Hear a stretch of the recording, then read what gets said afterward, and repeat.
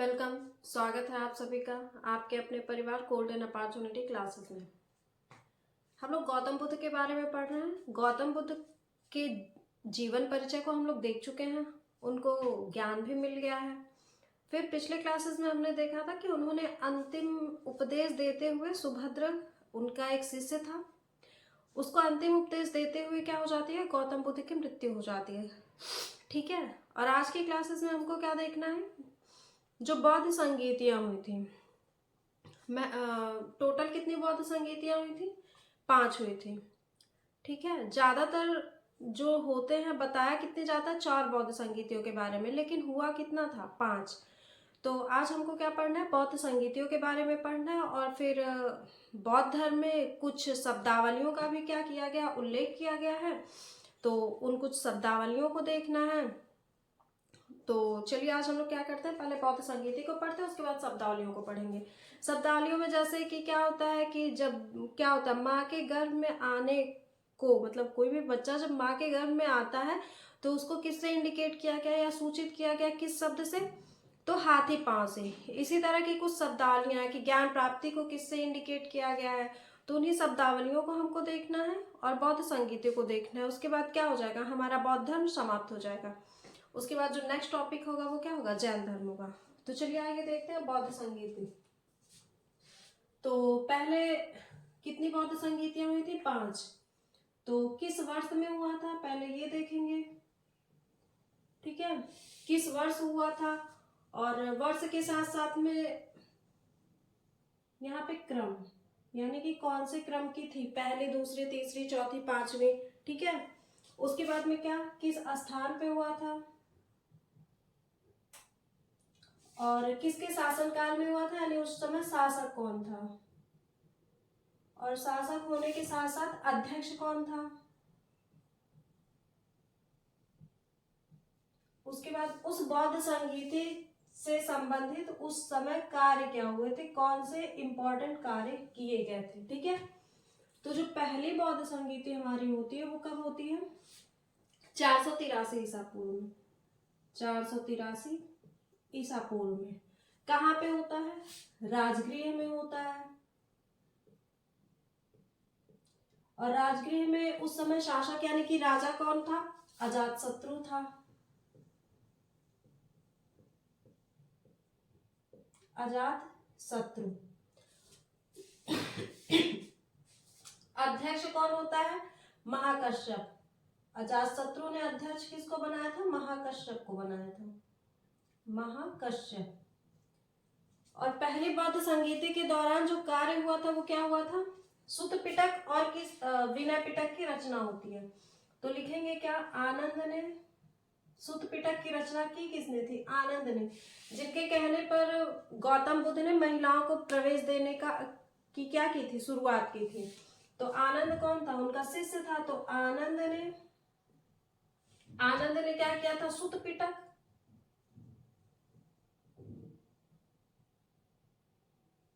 तथा उपाली ने विनय पिटक की रचना की थी। विनय पिटक की रचना की थी।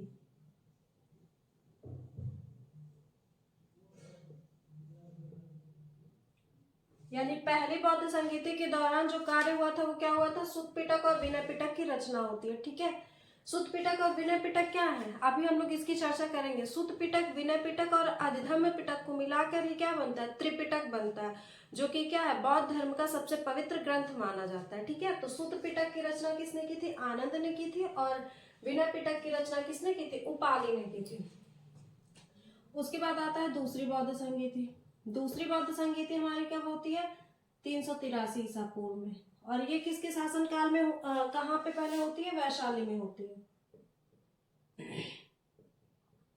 वैशाली में होती है। और इस समय राजा कौन होता है? इस समय राजा कौन था? कालाशोक था।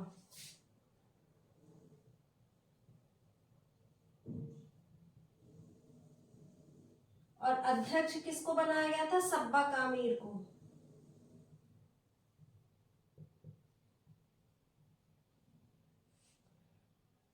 जो दूसरी बौद्ध संगीति हुई थी इसके दौरान कोई महत्वपूर्ण कार्य नहीं हुआ था, इसलिए हमको इसको नहीं जानना है। ठीक है,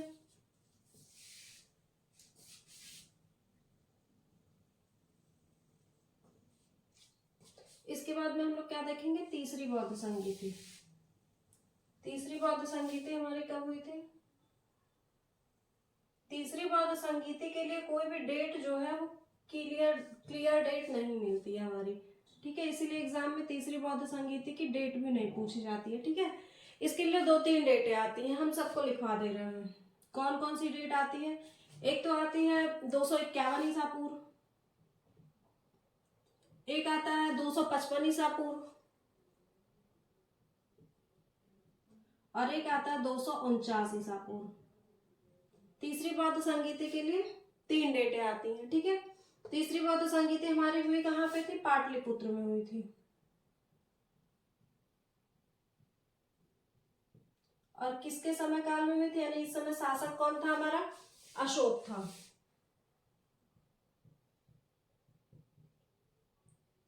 अध्यक्ष किसको बनाया गया था? मोगलीपुत्तिस को। मोगलीपुत्तिस।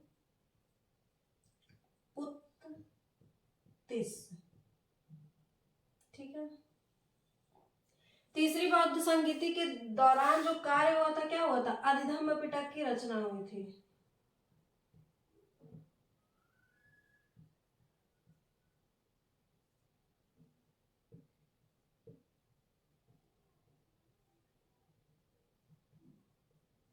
अधिधम्म पिटक की रचना कब होती है? तीसरी बौद्ध संगीति के दौरान। उसके बाद देखते हैं हम लोग चौथी बौद्ध संगीति।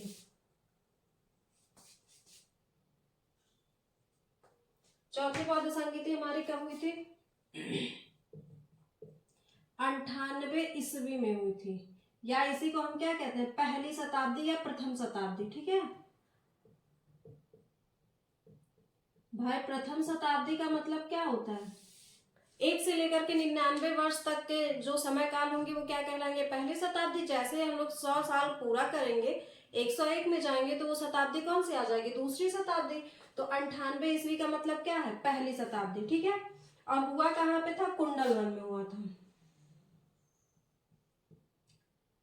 कुंडलवन। इस समय जो शासक था वो कौन था? कुंडलवन पड़ता कहाँ पे है? कश्मीर में पड़ता है। किसके शासनकाल में हुआ था? कनिष्क के शासनकाल में हुआ था। कनिष्क। और इस समय जो राजा था वो कौन? कनिष्क तो हो गया। इस समय अध्यक्ष किसको बनाया गया था? अश्वघोष को।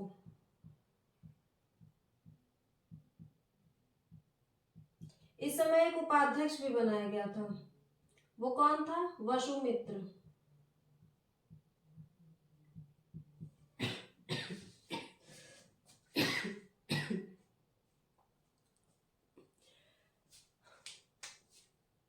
सॉरी।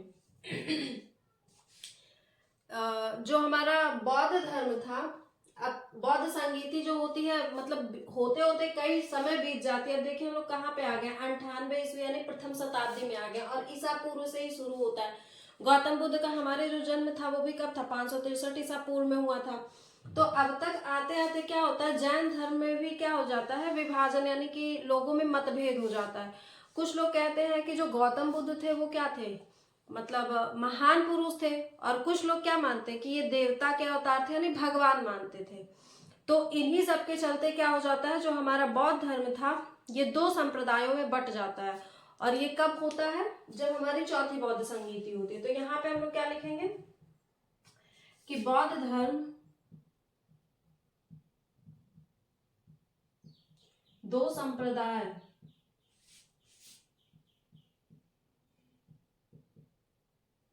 हीनयान और महायान में विभाजित हो गया।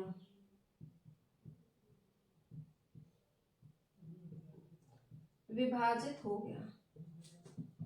ठीक है, बौद्ध धर्म 2 संप्रदाय हीनयान और महायान में विभाजित हो गया। ठीक है, इसमें जो हीनयान संप्रदाय को मानने वाले थे, यही मानते थे क्या कि जो गौतम बुद्ध है वो क्या है, महान पुरुष है। और जो महायान शाखा वाले थे वो क्या मानते थे, गौतम बुद्ध को भगवान मानते थे, यानी देवता मानते थे।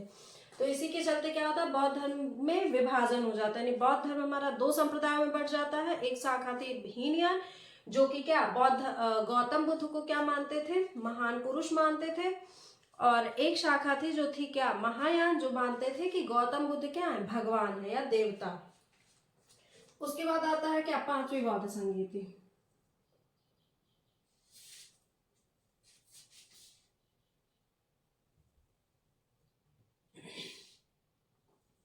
पांचवी बौद्ध संगीति कब हुई थी, 646 ईस्वी में हुई थी। 646। अब क्या चल रहा है हमारा ईस्वी, क्योंकि प्रथम शताब्दी हो चुका है 98 ईस्वी, यानी कि अब 646 ईस्वी में। उसके बाद में हुआ कहाँ पे था, ये कन्नौज में हुआ था।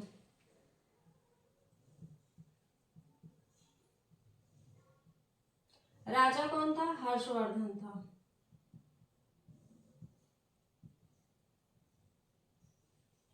अध्यक्ष किसको बनाया गया था, वेनसांग को।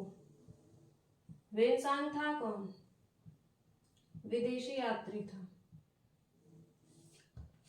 इस पांचवी बौद्ध संगीति के दौरान भी कोई महत्वपूर्ण कार्य नहीं हुआ था, ठीक है। बस 646 ईस्वी में हुआ था। कहाँ पे हुआ था, कन्नौज में हुआ था, हर्षवर्धन के शासनकाल में। और अध्यक्ष किसको बनाया गया था, वेनसांग को बनाया गया था। ये क्या थी हमारी बौद्ध संगीतियां, ठीक है। टोटल कितनी बौद्ध संगीतियां हैं, 5 बौद्ध संगीतियां हैं। सबके ये क्या स्थान है, ये सन है, शासक यानी किस राजा के समय काल पे हुआ था बौद्ध संगीति, और अध्यक्ष किसको बनाया गया था। सिर्फ एकमात्र चौथी बौद्ध संगीति है जिसमें अध्यक्ष के साथ साथ क्या बनाया गया था, उपाध्यक्ष भी बनाए गए थे। और उसी समय पे ही क्या होता है, जो बौद्ध धर्म होता है वो हमारे हीनयान और महायान में बट जाता है या विभाजित हो जाता है, ठीक है। जिसमें से जो हीनयान शाखा वाले थे वो क्या करते हैं, गौतम बुद्ध को महान पुरुष मानते हैं। और जो महायान शाखा वाले हैं वो क्या मानते हैं कि गौतम बुद्ध जो थे वो एक तरह के देवता थे, ठीक है। उसके बाद हम देखते हैं क्या, अब कुछ महत्वपूर्ण बातों को जो कि बौद्ध धर्म से संबंधित है। जैसे अभी हमने बताया है कि बौद्ध धर्म में जो बौद्ध भिक्षु होते थे उनको क्या मतलब बौद्ध भिक्षुओं के लिए जो आरामगाह होता था, यानी कि आराम करने की जो जगह होती थी उसको क्या कहा गया है, बौद्ध विहार कहा गया है, बौद्ध विहार कहा गया। तथा इनके पूजा घर को, जहां पे भाई बौद्ध धर्म का पूजा, जैसे हिंदू धर्म का जो पूजा घर होता है उसको क्या कहा जाता है, मंदिर कहा जाता है। उसी तरह से क्या होता है, मुस्लिमों के पूजा घर को क्या कहा जाता है, मस्जिद कहा जाता है।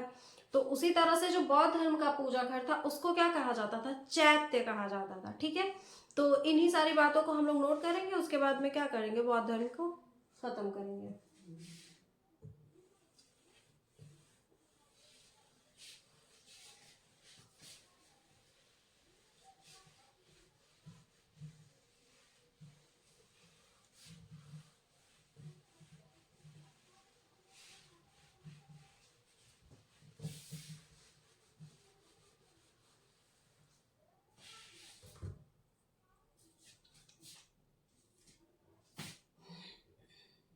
कुछ महत्वपूर्ण बातें,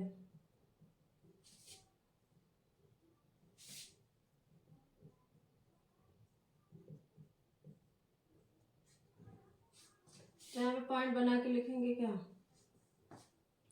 कि बौद्ध भिक्षुओं के आरामगाह को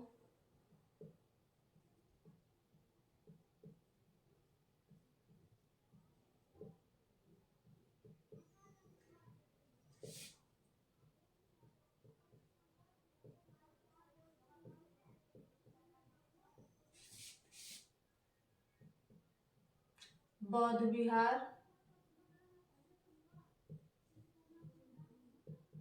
तथा इनके पूजा घर को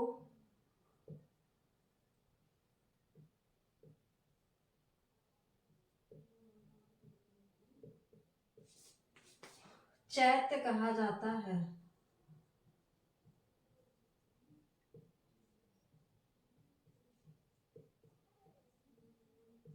ठीक है, बौद्ध भिक्षुओं के आराम घर को बौद्ध विहार तथा इनके पूजा घर को क्या कहा जाता है, चैत्य कहा जाता है, ठीक है। उसके बाद में बौद्ध धर्म में माँ के गर्भ में आने को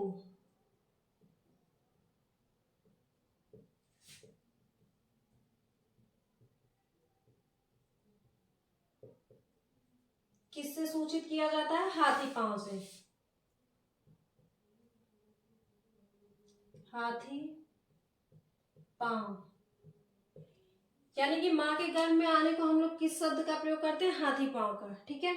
उसी तरह से जन्म को किससे सूचित करते हैं? कमल से। ये कुछ शब्दावलियां हैं जो कि बौद्ध धर्म से संबंधित है। बौद्ध धर्म की भाषा क्या थी? पाली थी, लेकिन उनका जो प्रयोग हिंदी भाषा में होता था वो क्या होता था? जैसे जन्म के लिए जिस शब्द का प्रयोग किया गया वो क्या था? कमल था। ठीक है। उसी तरह से गृहत्याग को किससे सूचित किया जाता है या किस शब्द से किया जाता है? घोड़ा। घोड़े के साथ में वो क्या किए थे? गृहत्याग किए थे, तो इसीलिए घोड़े से क्या किया जाता है? गृहत्याग को इंगित किया जाता है। ठीक है। उसके बाद में यौवन, जिसको यौनावस्था भी कहते हैं, मतलब एडल्ट वाला टाइम जो होता है, उसको किससे इंगित किया जाता है? सांड से। ठीक है। ज्ञान को किससे सूचित किया जाता है? इनको ज्ञान की प्राप्ति कहाँ हुई थी? पीपल वृक्ष के नीचे हुई थी, इसीलिए ज्ञान को किससे इंगित किया जाता है? पीपल। ये सिर्फ हम समझने के लिए बता रहे हैं, ऐसा फैक्ट नहीं है कि ज्ञान की प्राप्ति पीपल के वृक्ष के नीचे हुई थी, इसीलिए ज्ञान को पीपल से इंडिकेट किया जाता है। ठीक है। ज्ञान को किससे दर्शाया जाता है? ज्ञान के लिए किस शब्द का प्रयोग होता है? पीपल का। उसके बाद में क्या बचता है? उपदेश। उपदेश के लिए किस शब्द का प्रयोग किया जाता है? चक्र। ठीक है। उपदेश को अगर दर्शाना हो तो हम किसका प्रयोग करेंगे? चक्र का। उसी तरह से मृत्यु के लिए किस शब्द का प्रयोग किया जाता है? स्तूप। स्तूप के साथ साथ एक दूसरा शब्द भी मिलता है, क्या? पदचिन्ह। पदचिन्ह। ठीक है। ये सभी क्या है? बौद्ध धर्म से संबंधित जो कुछ शब्दावलियां हैं उनके लिए हिंदी भाषा में प्रयुक्त शब्द हैं। जन्म को कमल से, गृहत्याग को घोड़े से सूचित किया जाता है, यौवन यानी कि एडल्ट वाले टाइम पीरियड को किससे? सांड से, ज्ञान को पीपल से, उपदेश को चक्र से और मृत्यु को स्तूप या पदचिन्ह से इंगित किया जाता है। अब इनका कुछ बुद्ध की भाषा में जो क्या होता है, हिंदी नाम होता है, तो उसका बौद्ध धर्म में उसको क्या कहा गया? जैसे गृहत्याग को क्या कहा गया है? महाभिनिष्क्रमण कहा गया है। गृहत्याग ये क्या हो गया? उनका पाली भाषा में शब्द गृह त्याग। महाभिनिष्क्रमण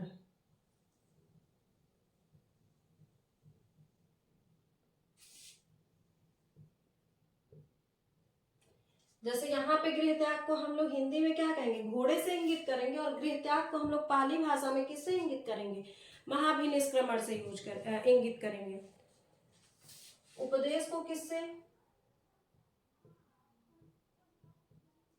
धर्मचक्र प्रवर्तन।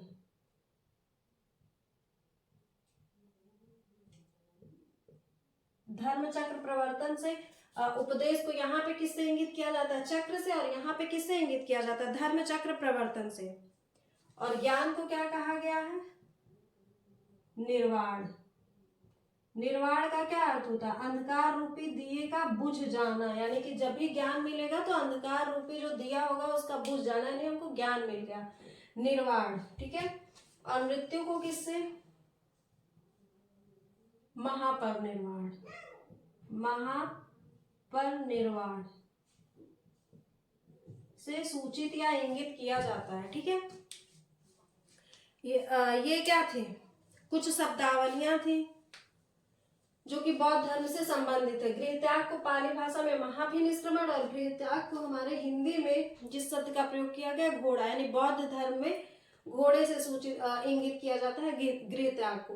तो अगर इधर ऐसा नहीं है कि गृहत्याग अगर है तो उसके लिए ऑप्शन में महाभिनिष्क्रमण और घोड़ा दोनों रहेगा। ऑप्शन में से या तो इधर की चीजें आएंगी या तो इधर की आएंगी, कोई एक ही आएगा। तो इसके लिए ज्यादा क्या सोचने विचारने की जरूरत नहीं है, इतना एग्जामिनर को भी पता होता है। ठीक है, कि अगर इधर की चीजें आएंगी तो इधर का, और इधर की आएंगी तो इधर से।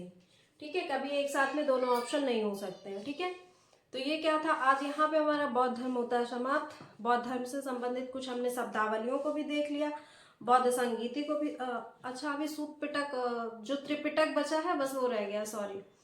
हाँ, अभी हमने कहा ना कि त्रिपिटक को बताना है, अभिधम पिटक और सूत पिटक और विनय पिटक को मिला के क्या बनता है हमारा त्रिपिटक, जो भी क्या है बौद्ध धर्म का पवित्र ग्रंथ माना जाता है। तो उसको देख लेते हैं, उसके बाद में आज की क्लास को खत्म करते हैं।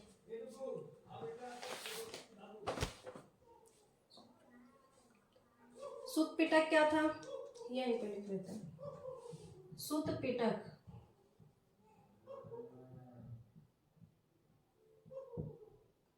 सूत पिटक में क्या है, बौद्ध गौतम बुद्ध के उपदेशों का संग्रह। गौतम बुद्ध के उपदेशों का संग्रह।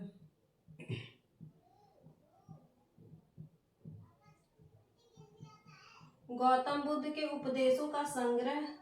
भाई, इनके उपदेशों को कहीं पे तो इकट्ठा करके रखना था, तो इनके जो शिष्य थे आनंद, उन्होंने ही सूत पिटक की रचना की थी और उनके उपदेशों को वहीं पे क्या किया, संग्रह नहीं इकट्ठा करके रखा था। उसके बाद में क्या आता है, सूत पिटक के बाद में हमारा क्या आएगा, विनय पिटक। विनय पिटक,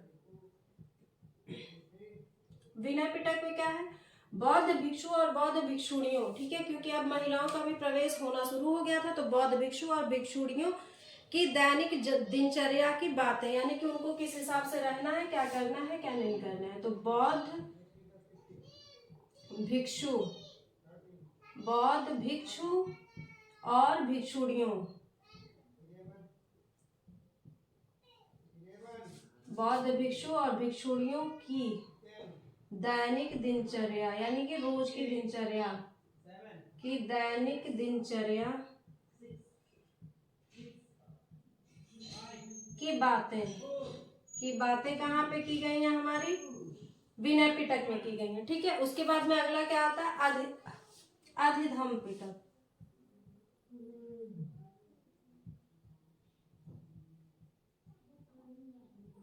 अधिधम्म पिटक, अधिधम्म पिटक में हमारे क्या बताया गया है, बौद्ध धर्म के दार्शनिक सिद्धांतों की बातें। इसमें क्या बताया गया, बौद्ध धर्म के दार्शनिक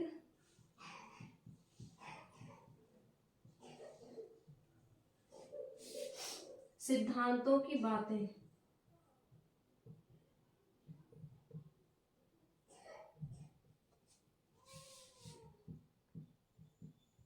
कही गई हैं। अधिधम पिटक में बौद्ध धर्म के दार्शनिक सिद्धांतों की बातें कही गई हैं, और इन्हीं तीनों को मिलाकर, यानी कि सूत पिटक, अधिधम पिटक और विनय पिटक को मिला के हम क्या, हमारा क्या बनता है, त्रिपिटक। त्रिपिटक, ठीक है, यानी कि त्रिपिटक जो है ये किसका संग्रह है, सूत पिटक, विनय पिटक और अधिधम्म पिटक का संग्रह है। ठीक है, तीन मतलब तीन और पिटक मतलब हो ही गया, सूत पिटक, विनय पिटक और अधिधम्म पिटक। तो सूत पिटक क्या है, बौद्ध धर्म का पवित्र ग्रंथ है, बौद्ध धर्म का पवित्र ग्रंथ, यानी बौद्ध धर्म का जो सबसे पवित्र ग्रंथ है वो क्या है, त्रिपिटक है, जो किससे मिलकर बना, सूत पिटक, विनय पिटक और अधिधम्म पिटक से। सूत पिटक में क्या है, गौतम बुद्ध के उपदेशों का संग्रह है, जिसकी रचना किसने की थी, आनंद ने की थी। विनय पिटक में क्या है, बौद्ध भिक्षु और भिक्षुणियों के दैनिक दिनचर्या की बातें हैं, जिसकी रचना किसने की थी, उपाली ने की थी। उसके बाद आता है अधिधम्म पिटक। अधिधम्म पिटक में क्या है, बौद्ध धर्म के दार्शनिक सिद्धांतों की बातें कही गई हैं। उसके बाद में एक पॉइंट और यहीं पे क्या नोट करेंगे हम लोग, जातक कथाएं। ठीक है, जातक कथाएं,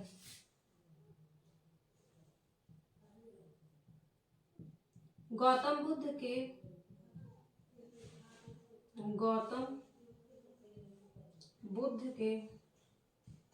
जीवन, गौतम बुद्ध के जीवन से पहले की कथाओं, गौतम बुद्ध के जीवन से पहले की कथाओं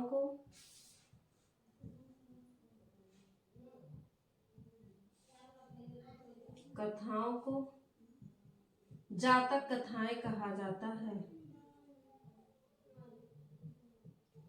को जातक कथाएं कहा जाता है। ये क्वेश्चन बनता है जातक कथाएं क्या होता है, तो या तो ये कि गौतम बुद्ध के पूर्व जन्म की कथाएं, मतलब जीवन से पहले, मतलब क्या पूर्व जन्म में ही तो हुआ, तो गौतम बुद्ध के या पूर्व जन्म की कथाएं हैं उनको क्या कहा जाता है, जातक कथाएं कहा जाता है। ठीक है, तो यहाँ पे हमारा जो होता है बौद्ध धर्म समाप्त होता है। अब उसके बाद में हम लोग को पढ़ना क्या है, जैन धर्म को पढ़ना है।